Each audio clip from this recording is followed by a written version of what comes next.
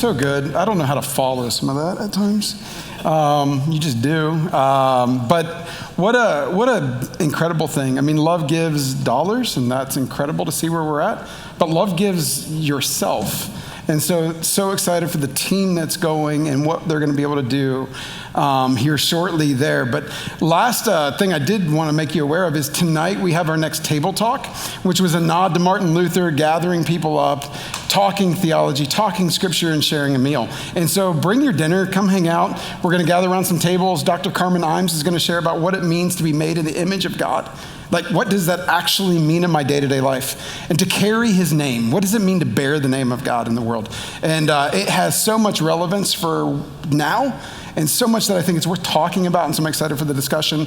Want to make sure those of you who want to be here tonight for a deep dive theologically, but also practically, get to experience that. So with that said, we started a new series last week in this year of biblical literacy on the kings.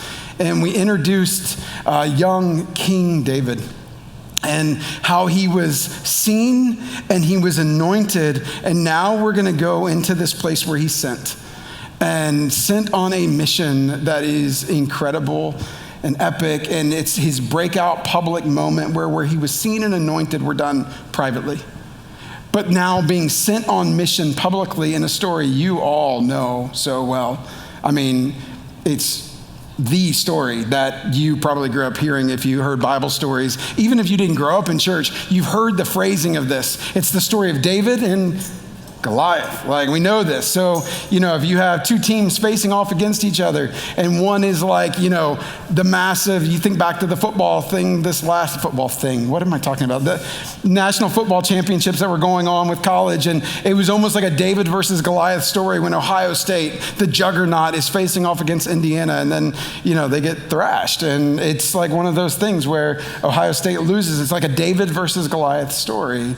And this is the moment where David, who's been seen, who's been anointed, is now sent into this battle. But I think it's just worth noting before we even jump into what's to come, the design pattern that plays out here. That David was first seen, and then he was anointed, and then he's sent. Too often, I think we miss some of these steps. That you're just like, I gotta go. Or maybe somebody's like, you gotta go, and they're sending you. But you've never had the moment where God saw you. And he's anointed you. That thing in private has never happened. And so when you go public and you're out there, you just burn out. It doesn't work. Why? Because there's a process, a design pattern to it that's played over and over and over in Scripture. That one is seen, and one is anointed, and then one's sent. And I just want you to know we got to get that right. That David was seen in private. God saw him, and then God anointed him, and he knew that. And what he moved from for the rest of his life was that moment where he was seen and anointed. That's where you move from. And we got to grab onto that and hold on to that to be sent on mission in this incredible way. And so as we're in this, I just want to say in this breakout moment, this moment of David and Goliath, it's bigger than probably you've ever even heard. It's more than a battle between a giant and a young boy. It's a battle of such significance that it's defining the entire biblical story. And it makes a difference in my life and your life now. And when you see what this battle really is, I think it pulls back a layer and it's like, oh, wow. There's so much more going on, and it's so much bigger and so much better than you ever realized when you read this story. Now, we're going to just spend our time in 1 Samuel 17, which is the story, just reading through this and letting you understand this, because the two armies had gathered at the valley of Elah, one on one side, one on the other. It says, now the Philistines gathered their forces for war and assembled at Soka in Judah. They pitched camp at Ephes-Dammim between Soko and Azekah. Saul and the Israelites assembled and camped in the valley of Elah and drew up their battle line to meet the Philistines. The Philistines occupied one hill and the Israelites another, with the valley between them. And so you can see as the writer sets the stage, one army on one side, one army on the other, about to go to war. The Philistines were the great enemy of Israel through the Old Testament. These were the people that you always see them in battle with there in Canaan. And it says that a champion named Goliath, who was from Gath, which is a city in the Philistine area, came out of the Philistine camp. And his height was 6 cubits and a span. Now, depending on how you take this, there's different ways that people see this and count this, but he's either 6'9" or like 9'6". And it doesn't really matter. The dude's massive. The average height of an ancient Near Eastern male is 5'5". So it's huge. He's a massive man. And in fact, he's more than a man. That's how they would have seen it. This giant was one of the warriors of old, who was a descendant of what they called the Anakim. You got to go all the way back to the story in Genesis 6, where it says that the sons of God, these deity-like beings, came down and took the daughters of men and procreated a giant of races called the Nephilim. And these were the ones descended from that group of people. They were the thing of legend and of lore. People knew if you came across the giant that you were coming across one of these like demigod-like beings. And Goliath was known throughout the land as being one of the last descendants of these Anakim, one of these great warriors of old. And the boy was massive. And so he stood there and came to them, but he's painted as more than just a giant. Look at the description that the writer gives of Goliath. He had a bronze helmet on his head and wore a coat of scale armor of bronze, weighing 5,000 shekels. On his legs were bronze greaves, and a bronze javelin was slung on his back. This boy is wearing what? Bronze armor. Here's where it gets really interesting. What kind of armor is it, though? It's bronze, but what's it like? What does it say it is? What kind?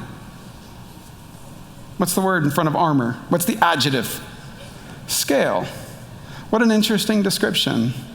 It's also very interesting in Hebrew because the scale there means like the scale of a serpent or a snake.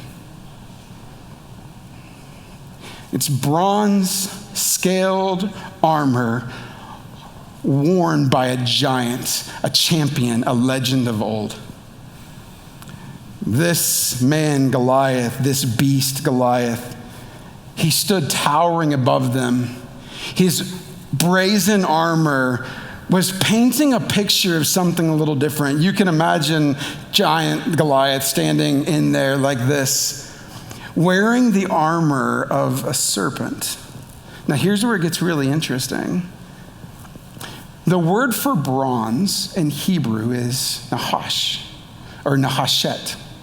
And this was this bronze armor, but the word for nahash is also the Hebrew word for serpent.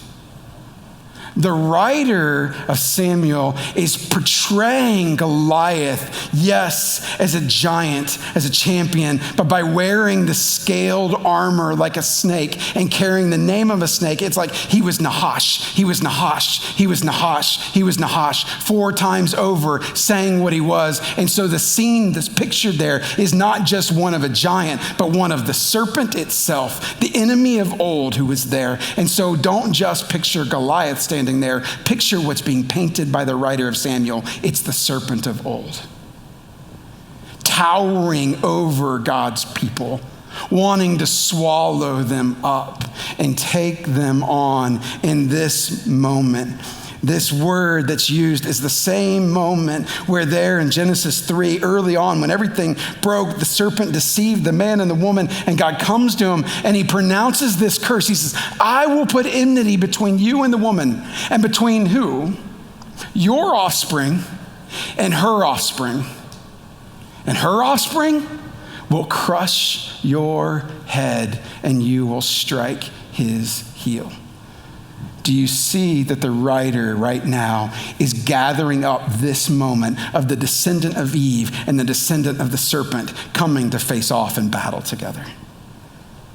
Here's what's happening. It's bigger and better than you ever thought when these two meet in the valley.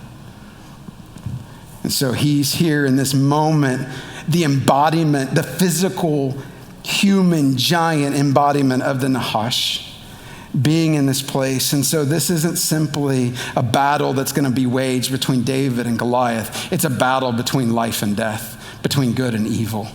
It's a battle for all of mankind in so many ways. And it says that Goliath stood and shouted to the ranks of Israel, "Why do you come out and line up for battle? Am I not a Philistine, and are you not the servants of Saul?" Do you see, he drops a name. He's calling them out. He goes, "Choose a man," whom I just said. "Choose a man and have him come down to me. If he is able to fight and kill me, we will become your subjects. But if I overcome him and kill him, you will become our subjects and serve us. You will become our slaves."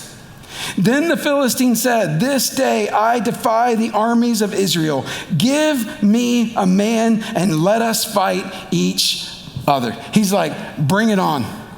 Bring it on. Give me a man and let him come fight me. This was where it all came down to. At times in the ancient Near East or in the ancient times, armies would face each other, and instead of just brutally killing each other, they would send forth their champion. And the Philistines have presented Goliath. And now he's calling for a champion from Israel. I mean, this happens in ancient lore all over the place. If you've read the story of Achilles and Hector in the Battle of Troy, Achilles takes on Hector, and one fights against one, and whoever wins the battle wins for all.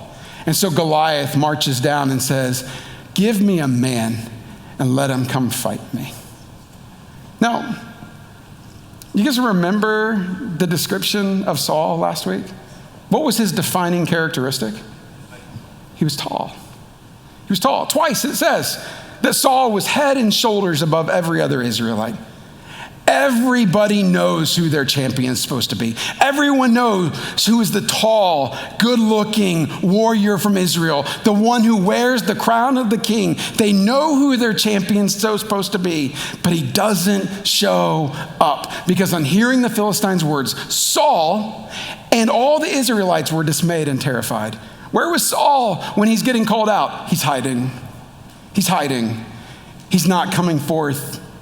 He's sitting under a tree, waiting, hoping maybe this whole thing will go away, but it doesn't. And so for 40 days, the Philistine came forward every morning and evening and took his stand. For 40 days, he comes forward and says, "Send forth your champion. Send him to face me." And everybody's like, you know what, if you're in the military, you know what you're thinking, like, where's Saul? All the whispering's starting. Where's he at? Is he going to show up? Why is he not going out there? We're not tall. We're not the big guy. We're not the one crowned. We're not, where's our champion is what they're wondering. Why does he not show up? For 40 days and for 40 nights, he does this over and over, calling them out. And it's in the midst of this moment that Jesse, the father of David, is actually going to send David to the front lines. He has no clue what's going on. He doesn't know that Saul has been hiding. He doesn't know that Goliath has been coming out to challenge them over and over again. He just wants to resupply his sons with food. David's at home, and he's at home because he's so young, which tells us a little bit about his age, that he's not yet of fighting age. And so he's back there with the sheep and doing the thing he does, and Jesse says, "Hey, listen, I'm going to send you to resupply your brothers with bread, with food, and some cheese for their commanders. Just make sure they get the cheese. They want to take care of my boys." And so he sends David out to go do this. But David isn't just sent by Jesse. David is sent by God because he knows the moment that's coming with this. And when David gets there, let's just read it. It says, "Early in the morning, David left the flock in the care of a shepherd and loaded up and set out as Jesse had directed. He reached the camp as the army was going out to its battle positions, shouting the war cry," which you can imagine after 40 days and 40 nights of this not happening, their war cry is going to be like a, "Go team." Like, there's just like, I mean, they're like, do you think they're passionate about it? Like, okay, we know what's going to happen. We're going to go out here. He's going to come out, and then we're just going to go home. Like, we're not going to, we're just yelling at each other across the valley. But the Israel and the Philistines were drawing up their lines, facing each other. David left his things with the keeper of supplies, ran to the battle lines, and asked his brothers how they were. As he was talking to them, Goliath, the Philistine champion from Gath, stepped out from his lines and shouted his usual defiance. And David heard it for the first time. And whenever the Israelites saw the man, they all fled from him in great fear. And David is incensed that this is going on. He hears Goliath defying God, defying them, looking for a champion. He's like, why isn't anybody gone? What's supposed to happen? And somebody comes and says, well, the king says, if anyone goes and fights him, he gets all of it. He's going to be wealthy and they go on king's own daughter and he's going to get this. And David's like, tell me more. What's going to happen? And so they keep repeating to him. He's like, okay, can you tell me that again?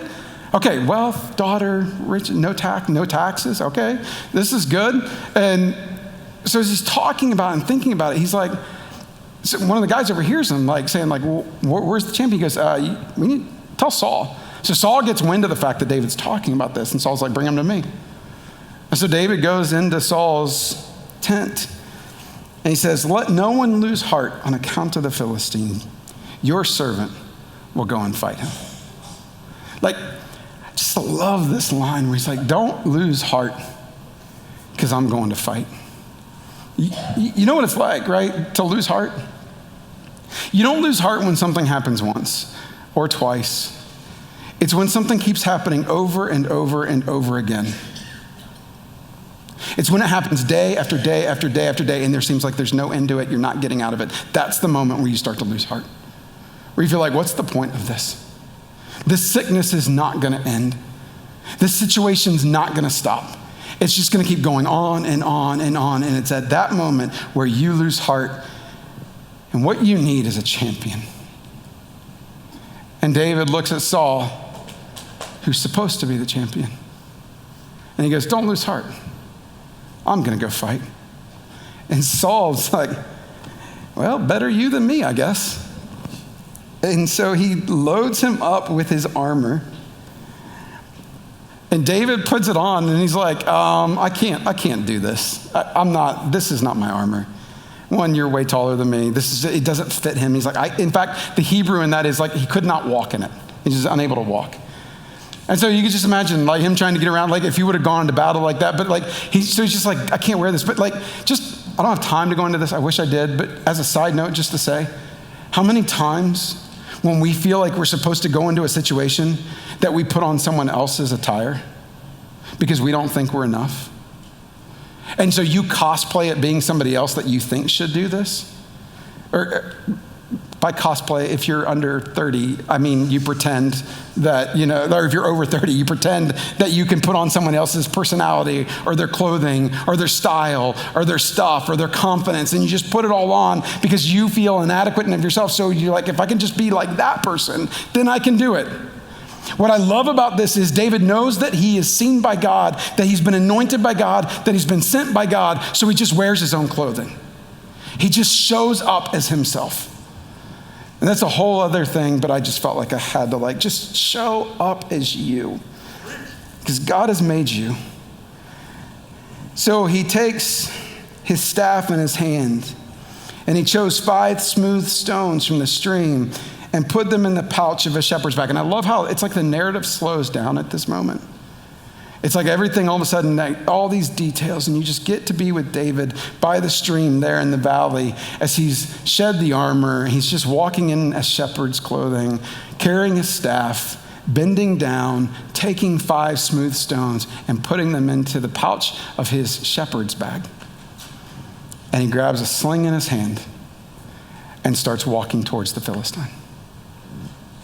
And he starts closing the battle line, moving into that space. This, listen, is that moment where it says, meanwhile, the Philistine with his shield bearer in front of him kept coming closer to David. They're meeting in the valley of the shadow of death.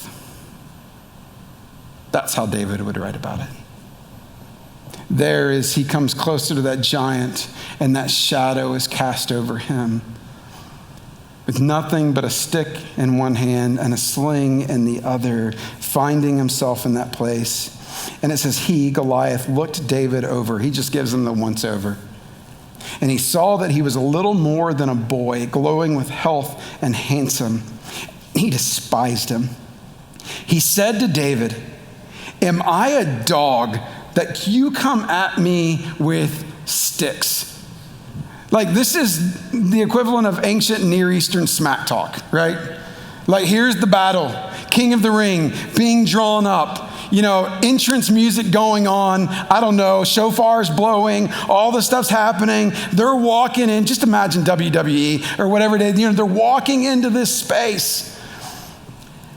And Goliath is like, what am I, a dog? You're coming at me with stick. Maybe he's referring to like his staff. Or maybe it's like, what's up, stick boy?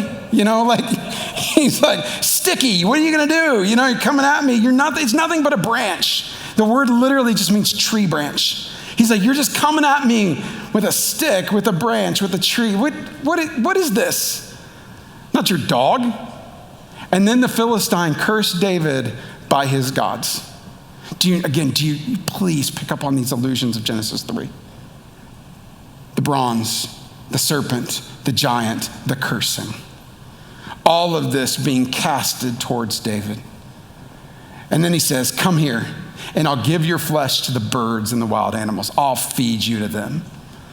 And then you can imagine like a ha, ha, ha, ha, like this moment as they're coming into this place. But you gotta love that David just can talk smack back, but with an incredible way. And he said to the Philistine, you come against me with sword and spear and javelin, but I come against you in the name of the Lord Almighty, the God of the armies of Israel, whom you have defied. That's what I come with.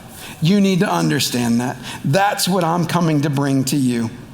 This day, the Lord will deliver you into my hands, and I'll strike you down, and I'm going to cut off your head.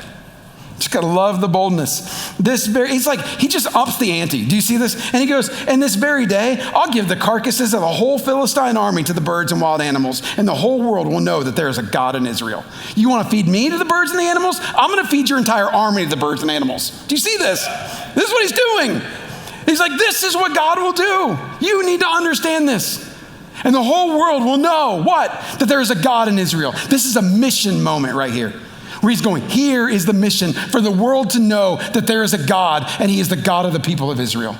And so he's not just saying it to Goliath. He's saying it to the Philistine army, and he's saying it to the army of the Israelites behind him.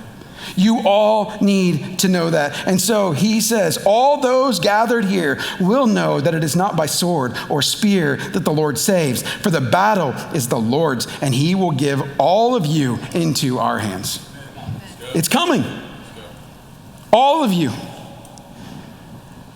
And as the Philistine moved closer to attack him, David ran quickly. Jesus, I love this. He runs to battle. He's like, I'm just running right into this thing. Mano y mano, each one of them facing off, a death fight to the end, and whoever wins for all. And he runs into the battle line to meet him, reaching into his bag and taking out a stone. He slung it. He brings a gun to a knife fight, is essentially what happens. You understand this? And he slings it and struck the Philistine on the forehead. And the stone sank into his forehead, and he fell face down on the ground. So David triumphed over the Philistine. It was just like so anticlimactic. It just ends like that. There's no long drawn out battle. He whips out the sling, sends it, and God saw that it landed right where it needed to. Dropped the Philistine with a sling and stone without a sword in his hand, and he struck down the Philistine and killed him. And David ran over and stood over him. He took the hold of the Philistine's sword and drew it from its sheath. So he goes over to Goliath, takes out his own sword out of the sheath, and then plunges it into him and killed him. And then he cut off his head with the sword, doing exactly what he said he would do. What a moment. As he fulfills that prophecy given to the woman there in the garden, that yes, he will strike your heel, but you will crush his head. The first glimpse of the gospel ever offered right there. That this enemy is an enemy that will be defeated. And in David, we see this prophetic picture. as he takes the head off of that snake, giant, man, beast, champion of the Philistines, warrior of old, defier of God, severing the hold of death and evil on them. And then it says, and this is the part you have to see. It's so important. David, it's like the last detail given in this. David took the Philistine's head and brought it to Jerusalem. And he put the Philistine's weapon in his own tent. So he takes the sword of Goliath, puts it in his tent. And then it says he took the head of Goliath, you can imagine like on a stake, to Jerusalem. Historical note, Jerusalem is not an Israelite city at this point. It belongs to a group of people known as the Jebusites. These are the last people ever cleared from the land. Do you know when God says, I'll bring you out of the hand of the Egyptians and into a land flowing with milk and honey, the land of the Hivites, Canaanites, Perizzites, and Jebusites. It's always the last one on the list. Always. Because they were the last ones to be pushed out. They were the last ones to be cleansed of that land. And so he goes to Jerusalem with the head of the giant on a stake and plants it outside the city walls and goes, here's what's coming. I want you to understand this city will be mine as well. And plants it right there like a stake in the ground, telling the people of Jerusalem in a prophetic way, this is what God does to those who defy, who persist in destruction. And he will put an end to this and plants it right outside the city wall. Now here's why I think it's really important, is because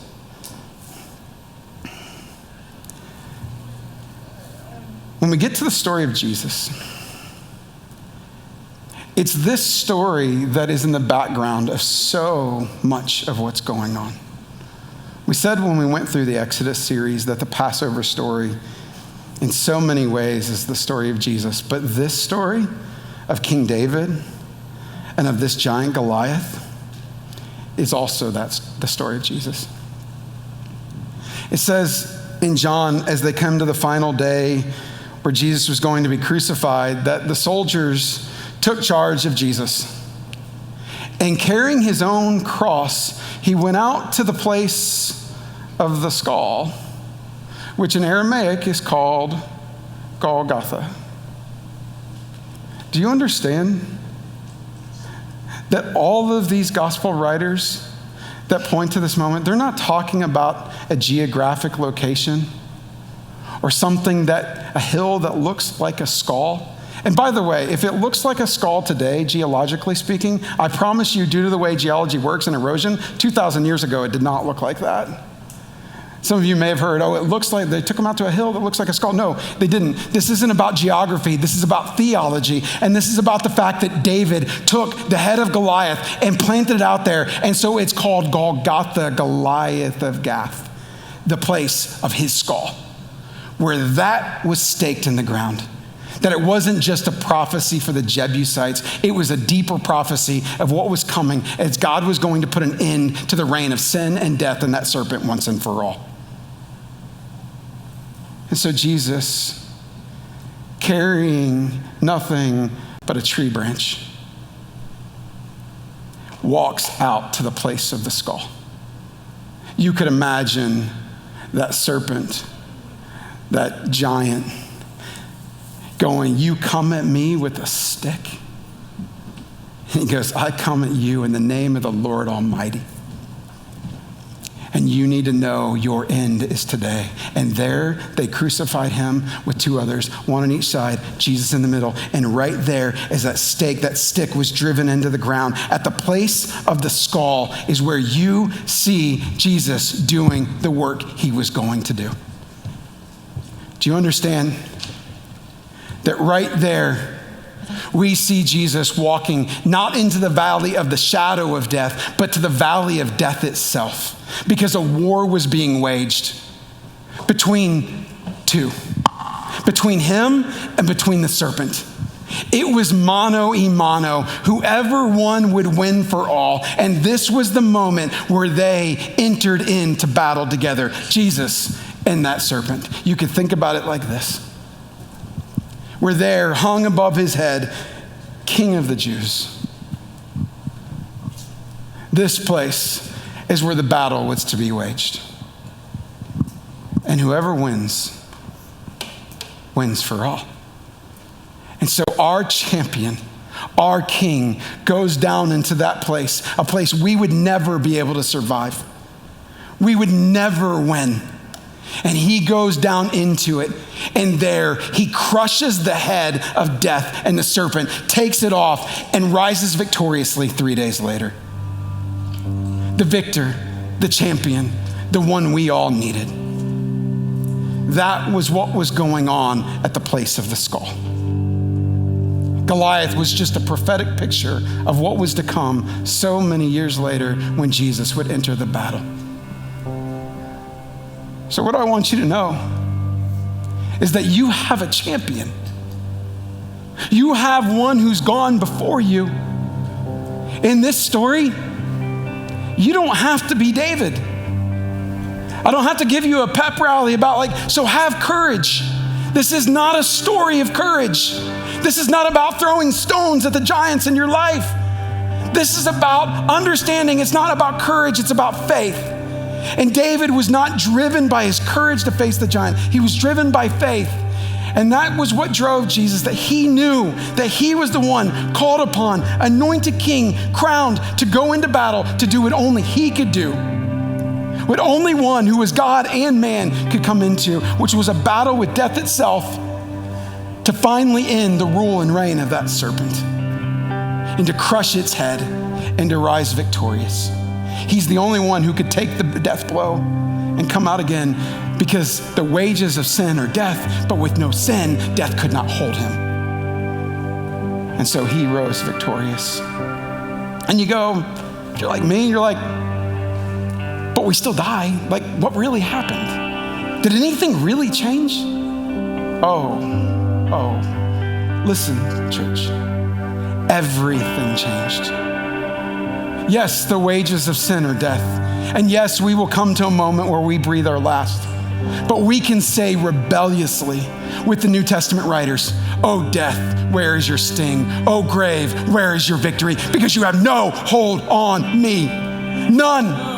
You do not own me. You do not own the rights to me, because my champion has descended into the valley, cut off your head, and I am his, and he will pull me out of death and into life. That is the resurrection to come. That is what we're hoping for. That is what we long for. So death has no sting. Grave has no hold. Its power is forever broken. And so we believe that yes, we will go through death, but into resurrection and into life. And so everything changed. And here's why it's important. It doesn't matter if you believe all the stuff I've been saying. If you're like, I think this was all made up. I don't even know if Jesus was the thing. I don't know. If he died, he didn't raise from the dead. He didn't. Listen. We all have the same problem. You may not believe in Jesus, but I know you believe in death. It's what we all face. It's what we all stare down.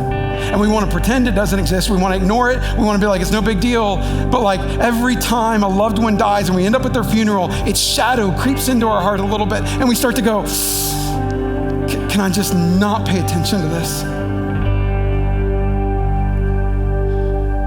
Because death is real. And something we all face. And here's what I've learned is I'm not a young man anymore. I'm not an old man anymore, despite what my teenage daughter's friends think.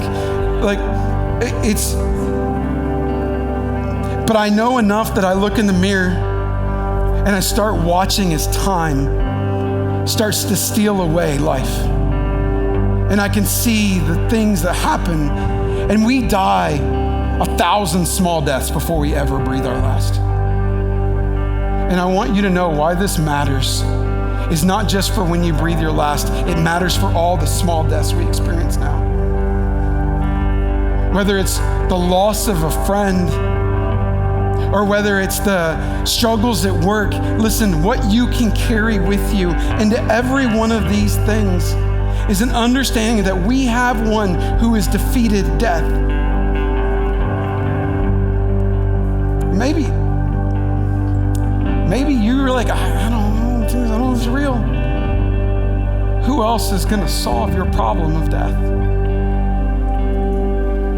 Only Jesus is the one who's marched down in there and done what only he could do. And the hope that we have, what we look forward to is that day, but it's also the same thing that gives us the fuel to go through every day of our lives. So the greatest thing you could ever do is just fix your mind on this and understand that the battle that was waged was on your behalf to rescue you and all of your friends out of death and out of the sin that had brought them down to death. And he came to do battle there for that. So that you can now dwell on this, and every day you can get up and go, this is what defines me. This right here, this moment is what defines me. Which means that if you have to have hard discussions with your spouse, and there are like real things that are going on between the two of you, you're like, this just feels like death, and I don't want to deal with this, listen, you can go into that knowing that you've already had one who's rescued you from death itself. And this gives you the courage, the boldness, and the gentleness to go in and have hard conversations so that you can go into the death of a relationship or a friendship or the death of things going on in other places, and you can enter into them knowing that you go with one who's already come for you. And what more can happen? If he's done all this for me, what can be against me? And so what you and I need is daily to reflect on this moment, to let that set in on us and in our hearts, so that it gives us the courage and the ability and the faith to move forward into what's to come, knowing that we have a champion who's already rescued us. And so these other things, they don't define you. All these other losses, all these other deaths, all these other things, they are not what defines you. He defines you. So whether you're staring down one of the million small deaths, or you're staring down that moment where you breathe your last, you can move into that space with the confidence, knowing that you have a champion who has gone before you and taken death to the grave. That's a beautiful thing. And that's a hope that we have, and what allows us to move into this life with confidence and assurance that he's with you. If you'd stand. I want to invite you into a continued reflection on this moment, on this battle that was waged for you, for your heart, for your soul, for your mind.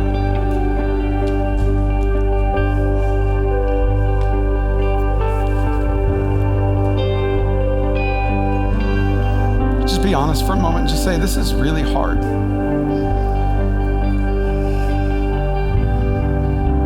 This isn't easy.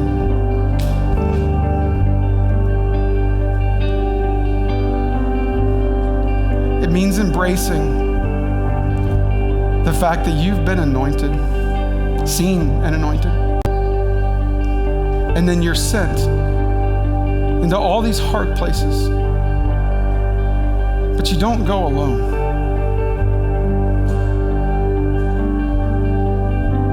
You're sent into battle